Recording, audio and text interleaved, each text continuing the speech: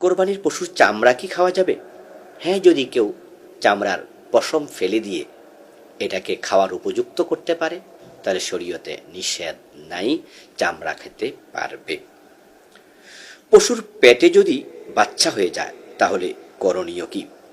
পশুর পেটে যদি বাচ্চা থাকে, মা পশুটিকে জবেহ করার পরে যদি বাচ্চাটি মরে যায় তাহলে ওই বাচ্চাটির ব্যাপারে আল্লাহর হাবিব সাল্লাল্লাহু সাল্লাম বলেছেন, কুলুহু ইন শি'তুম ফাইন্না যাকাতাহু যাকাতা উম্মি। তোমাদের যদি রুচিতে কুলায় তোমরা ওই বাচ্চাটির মাংস খেতে পারো, গোস্ত খেতে পারো।